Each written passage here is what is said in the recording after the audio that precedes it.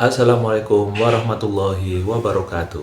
Berjumpa kembali dengan Friendly Supristian Channel, channel yang selalu memberikan informasi dan update terbaru terkait dunia ASN, baik itu PNS maupun P3K, dan berita-berita terkini yang ada di negara Indonesia.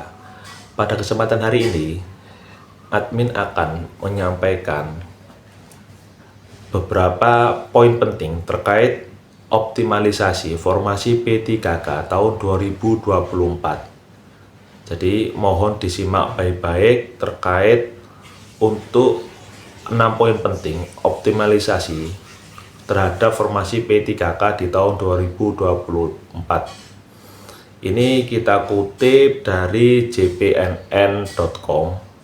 Nanti kita simak cuplikan videonya seperti apa. Bagi teman-teman yang baru mengikuti channel Friendly Supristian, mohon dukungannya dengan memberikan subscribe, like, dan tulis tanggapan di kolom komentar. Admin doakan semoga teman-teman yang sudah memberikan subscribe selalu diberikan kesehatan, kemudahan, dan kelancaran dalam menjalankan aktivitas sehari-hari. Dukung admin supaya bisa tembus 1000 subscribe. Terima kasih atas dukungan dari teman-teman semuanya. Kita langsung masuk saja ke beritanya seperti apa. Ini admin kutip dari berita jpnn.com dengan judul 6 poin penting optimalisasi formasi P3K di tahun 2024. Yang nomor 4, honorer jangan kaget.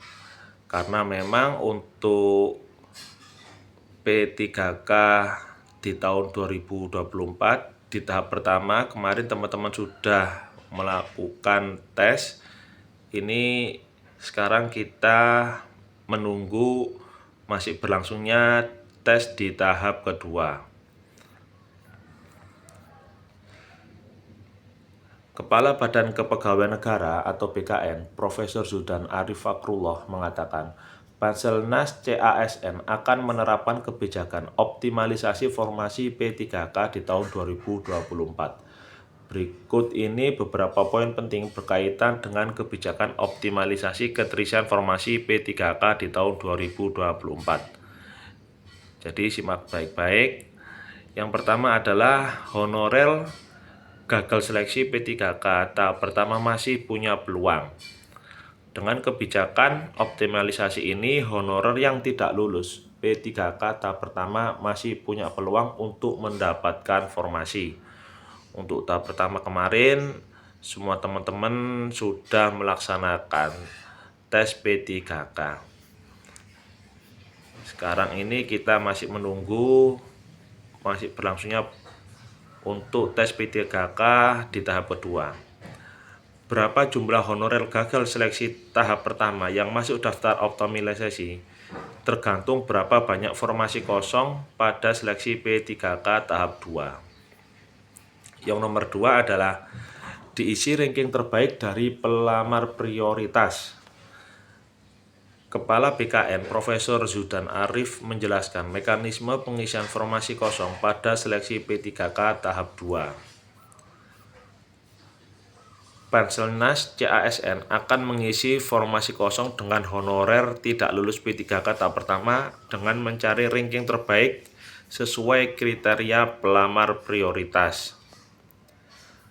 Perlu diketahui, seleksi P3K 2024 ini tidak menggunakan passing grade, berbeda dengan seleksi CPNS, karena memang untuk seleksi P3K baik itu di tahap pertama maupun tahap kedua ini tidak memakai passing grade ya teman-teman. Jadi beda dengan tes CPNS yang memang ada passing grade, baik itu untuk tes TWK, TIU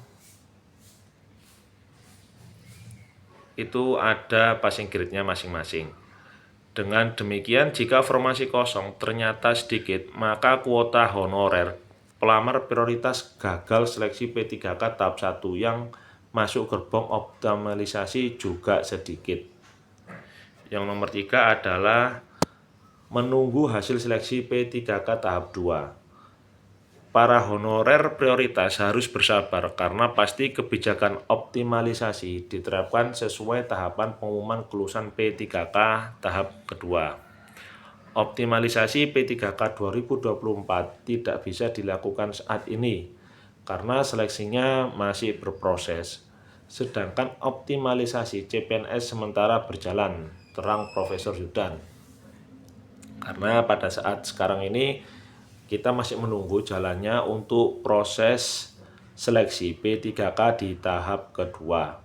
Sedangkan untuk CPNS kemarin banyak sekali teman-teman yang mengundurkan diri, akhirnya untuk peringkat yang di bawahnya itu bisa dioptimalisasi sehingga bisa diterima sebagai CPNS. Yang nomor 4, jangan kaget jika penempatan berbeda. Lebih lanjut, Profesor Zudan mengatakan pada kebijakan optimalisasi, peserta gagal seleksi P3K tahap pertama akan ditempatkan di lokasi yang kosong formasinya.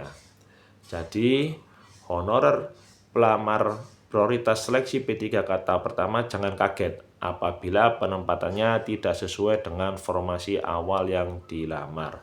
Karena memang untuk optimalisasi adalah mengisi kekosongan formasi di tempat tersebut. Yang kelima, boleh menolak tidak disanksi. Seperti penerapan optimalisasi formasi CPNS tahun 2024 pada kebijakan optimalisasi keterisian formasi P3K 2024. Honorer prioritas boleh menolak dimasukkan daftar optimalisasi. Dengan kata lain, peserta seleksi P3K tahun 2024 tahap pertama bisa mengundurkan diri ketika dari optimalisasi dan tidak akan dikenakan sanksi. Ketentuan ini berbeda bagi mereka yang mengundurkan diri bukan karena optimalisasi.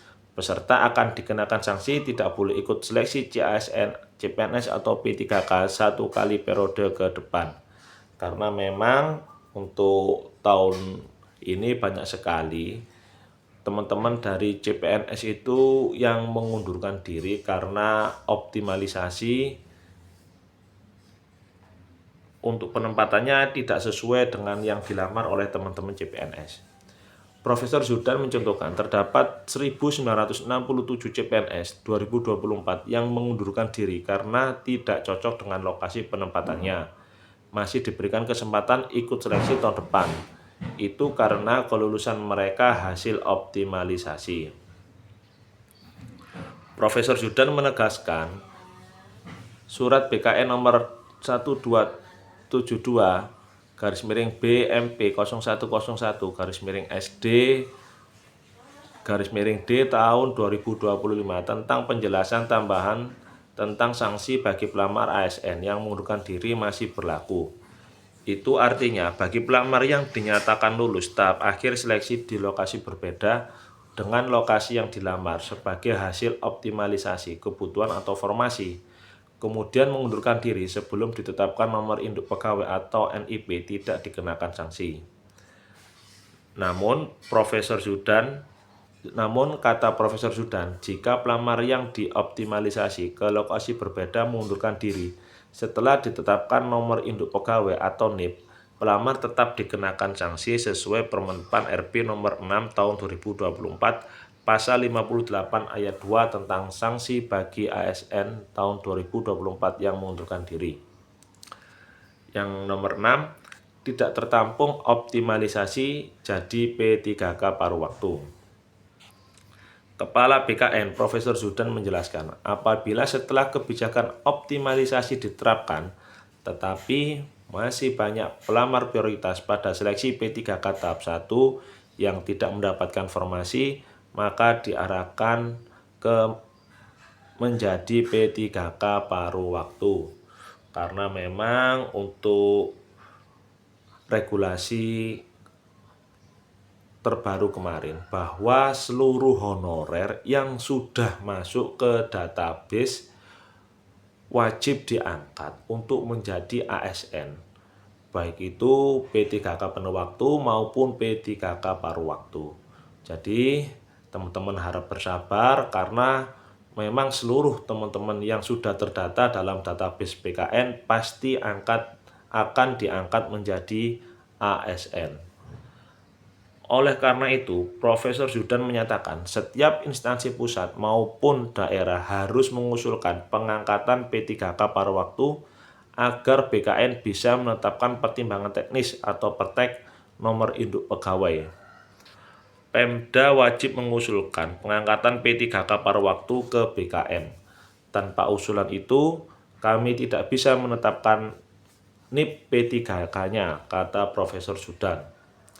Sebelumnya, pihak Badan Kepegawaian Negara atau BKN menyatakan bahwa kebijakan optimalisasi keterisian formasi CPNS 2024 cukup efektif. Deputi Bidang Penyelenggaraan Layanan Manajemen Aparatur Sipil Negara BKN Aris Widianto menyebutkan, berdasarkan statistik BKN 5 Mei 2025, tingkat kelulusan CPNS 2024 sebelum optimalisasi berjumlah 164.531 dan bertambah menjadi sebesar 178.729 setelah penerapan optimalisasi. Kebijakan optimalisasi formasi diperuntukkan bagi peserta seleksi CPNS 2024 yang tidak lulus dalam skema 3 kali formasi, tetapi memenuhi ambang batas atau passing grade pada tahap akhir kelulusan. Nah, kita tunggu saja apakah kebijakan optimalisasi keterisian formasi P3K 2024 juga akan efektif. Jadi, ini adalah berita terkait 6 poin penting optimalisasi formasi P3K di tahun 2024. Jadi itu adalah beberapa poin penting terkait untuk optimalisasi pengangkatan percepatan P3K di tahun 2024. Kita doakan semoga untuk seluruh teman-teman honorer baik R1 maupun R2 itu bisa diangkat menjadi P3K karena memang menurut amanat undang-undang bagi seluruh tenaga honorer yang sudah masuk ke dalam database BKN itu wajib diangkat menjadi ASN. Kini untuk teman-teman honorer yang melakukan tes di tahap 2 ini sedang berlangsung. Kita doakan semoga teman-teman yang masih berproses dalam melaksanakan tes P3K di tahap 2 ini diberikan kemudahan dan kelancaran. Dan kita doakan bagi seluruh teman-teman tenaga honorer bisa diangkat menjadi P3K penuh waktu. Demikian informasi yang bisa kami sampaikan. Mohon dukungannya dengan cara memberikan subscribe, like, dan tulis tanggapan di kolom komentar. Admin doakan semoga teman-teman yang sudah memberikan subscribe selalu diberikan kesehatan, kemudahan, dan kelancaran dalam menjalankan aktivitas sehari-hari. Ada kurang, ada lebihnya, mohon maaf yang sebesarnya. Admin akhiri, wassalamualaikum warahmatullahi wabarakatuh.